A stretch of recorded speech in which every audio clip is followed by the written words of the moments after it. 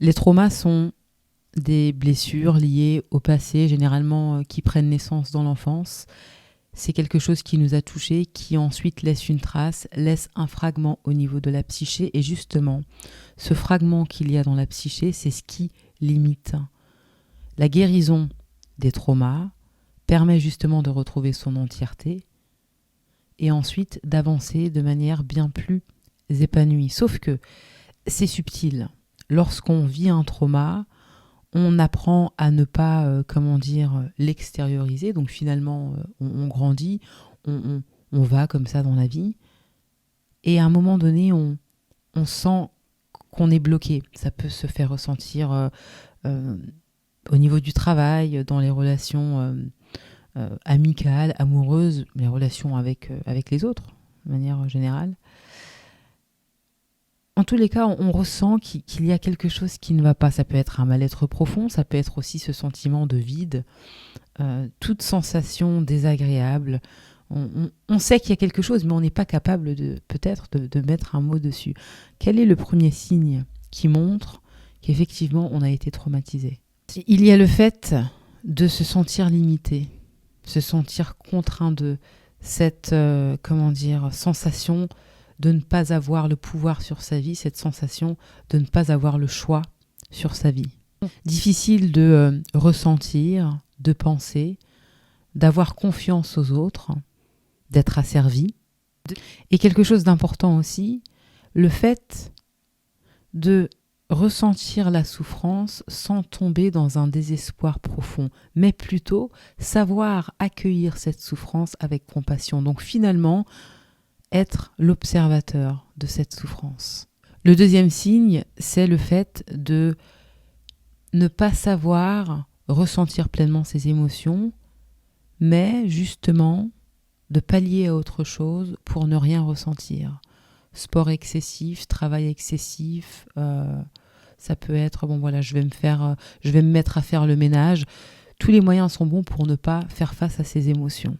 Tout de suite, on est submergé et on fait quelque chose pour ne rien ressentir du tout. Ça indique effectivement qu'il y a un trauma.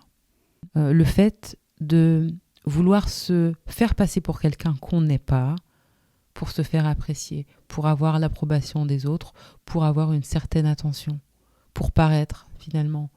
Ou bien, le contraire, s'effacer pour plaire à tout le monde. Non, je ne veux pas trop m'exprimer, je ne veux pas trop dire ma pensée parce que je veux que les gens m'apprécient, donc je préfère me taire. Au moins, je n'ai rien dit et personne ne me rejette. Et puis les gens comme ça m'apprécieront. Et s'ils ne m'apprécient pas, au moins je ne serai pas critiquée, je passe inaperçue. Donc finalement, du mal à s'accepter, du mal à s'affirmer, du mal à être vraiment qui on est, à prendre position pour ce qu'on pense et l'assumer pleinement. Et puis il y a aussi le fait d'avoir du mal à apprécier, à avoir de la gratitude pour la vie de manière générale, sans avoir de raison particulière. Vous voyez, être pleinement dans le moment, apprécier la vie pour le miracle qu'elle est, c'est quelque chose qui sera difficile. Toujours le besoin d'obtenir peut-être quelque chose, d'avoir un certain résultat. Toujours le besoin, si vous voulez, d'avoir quelque chose d'extérieur qui vienne stimuler la joie intérieure. Ça rejoint justement le fait de ne pas savoir, ou en tout cas d'avoir du mal à ressentir pleinement ses émotions. Si ces signaux sont présents, effectivement, ça veut dire qu'il y a une blessure émotionnelle qu'il faut pouvoir penser. Toutes les blessures émotionnelles qui ne sont pas pensées nous bloquent, nous limitent. Vous comprenez pourquoi est-ce qu'on dit que toutes les limitations sont mentales. L'âme n'est jamais limitée. À partir du moment où il y a un blocage, c'est parce qu'il y a une croyance limitante qui est liée à une blessure. Voilà. Tout ce qu'on ressent ou alors tout ce qu'on a peur de faire, c'est à cause d'une limitation. Peu importe la grandeur de la croyance ou alors la grandeur de la blessure, c'est pas important. Si ça nous limite et on n'arrive pas à faire ce qu'on aimerait faire, ou alors on ressent des choses, ou alors on sait qu'on est en train plutôt de se fuir en passant à autre chose et en ayant des activités justement qui nous font oublier ce qu'on ressent, il faut pouvoir prendre conscience de ça et faire face à ce qu'on fuit. Tant que cette blessure ne sera pas pleinement accueillie, validée, en la ressentant pleinement, les schémas répétitifs vont, s'enchaîner. Dans la vie, on aura toujours une sensation de mal-être. En fait, on aura toujours l'impression de ne jamais être arrivé. Vous voyez ? Alors, je veux dire, dans la vie, il y a nulle part où aller, on est déjà là. Mais vous voyez, justement, le fait de penser qu'on n'est pas arrivé, ça nous empêche quoi ? Ça nous empêche d'être pleinement présent. On a toujours l'impression que demain, ce sera mieux. On n'arrive pas à apprécier pleinement le moment en se disant « mais quelle joie d'être en vie !» quoi. C'est tout le temps le futur. On n'arrive pas à être à aujourd'hui. Aujourd'hui n'est jamais assez bien. Une grosse incapacité aussi à vivre pleinement le moment, quoi. La gratitude, c'est jamais dans le futur, c'est toujours aujourd'hui. Donc ça indique vraiment effectivement qu'il y a une blessure émotionnelle. C'est important aussi de comprendre qu'il y a différents types de traumas. Il y a des traumas qui font par exemple référence à tout ce qui est abus sexuel, abus émotionnel, abus psychologique, le fait d'avoir été témoin, je ne sais pas, peut-être d'un crime ou alors peu importe. Et puis il y a des traumas qui sont liés aussi au fait de ne pas avoir eu des parents qui étaient aimants. Peut-être qu'on a vécu un divorce, peut-être qu'on était la dernière d'une fratrie et que on a dû prendre soin de je ne sais pas quoi, ou alors plutôt on a été délaissé. Il y a aussi le fait d'avoir dû prendre soin de ses parents étant enfant. Et ça constitue aussi des traumas. Et parfois, on ne s'en rend pas compte. Ça va être, oui, bon, j'ai fait ça, mais bon, c'est tout à fait normal. Non. Ce n'est pas le rôle de l'enfant que de faire ça. Quand on est enfant, il y a un temps pour tout.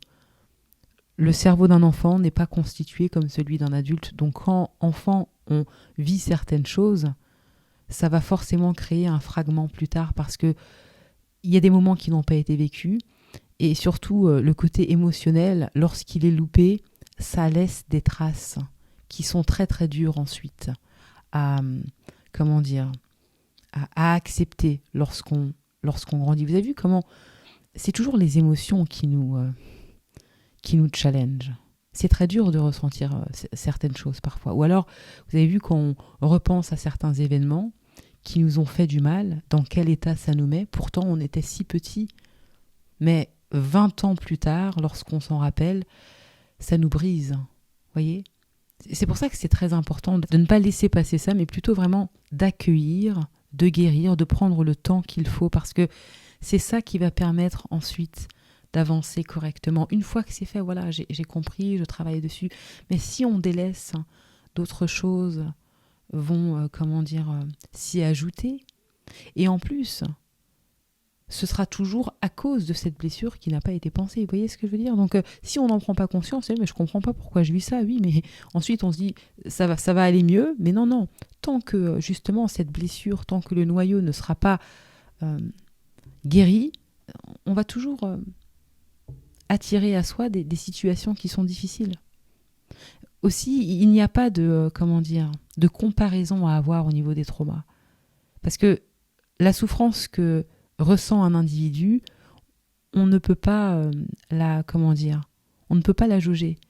C'est pas parce que, par exemple, quelqu'un a vécu un abus sexuel et une autre personne qui, peut-être, n'a pas grandi avec sa mère qu'on va dire « Ah oui, moi, c'est déjà plus grave que toi, donc non. » Il faut prendre ces histoires de trauma au sérieux. À partir du moment où on sent que ça bloque, on cherche de l'aide, on va voir un thérapeute et on fait le travail. Je pense que tout le monde a besoin de thérapie de toute façon. Et moins on en prend conscience, plus ce sera compliqué.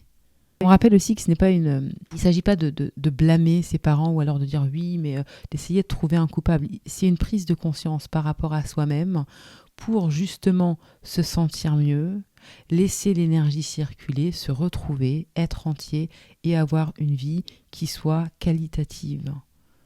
Et vous remarquerez aussi que quand on a des traumas, on est beaucoup dans la quantité parce qu'on est vide. On a toujours besoin de choses là extérieures pour venir nous, nous combler, beaucoup rivés sur l'extérieur à cause d'une incapacité à ressentir, et c'est toujours ce qu'on ressent qui nous fait du bien. C'est ce qu'on ressent qui nous fait vivre. Elle est là, la vie. Si on ne ressent pas, c'est comme si on a fermé un robinet. Donc on est aigri. On n'arrive pas à être pleinement. L'être, c'est toujours la vie. Et sans émotion, il n'y a pas de vie. Si on prend par exemple là, les psychopathes, ils n'ont pas d'émotion, c'est bloqué. Ils sont que dans la tête. Ils se sont complètement... Et d'ailleurs, je lisais la dernière fois un livre d'une psychothérapeute, là encore, et elle racontait que justement, les personnes de type psychopathe sont des personnes qui ne vont jamais guérir parce que le fragment, parce que la blessure est telle que ça ne va pas du tout, en fait. Et elle avait même raconté une histoire qui était vraiment incroyable. La manière dont ces personnes réagissaient face à un crime, quoi, c'était vraiment... et c'est vraiment incroyable, quoi. Enfin bref, tout ça pour dire que voilà ce qui se passe, en gros, lorsqu'on est complètement bloqué de ses émotions. Alors là, c'est vraiment des cas extrêmes. Mais je veux dire... Mais mon point, si vous voulez, c'est que ressentir, c'est ce qui nous donne la vie. Donc c'est important de se reconnecter à soi. Je me reconnecte à mon corps pour ensuite être entier et avoir une vie qui soit de bien meilleure qualité. Voilà, bah écoutez, c'est tout pour moi aujourd'hui. N'hésitez pas à cliquer sur le lien, les 53 puissantes questions pour transformer sa vie, le challenge, les 21 jours pour s'aimer, et puis vendredi le 14, le séminaire sur les lois de l'univers. Prenez soin de vous, merci, à bientôt.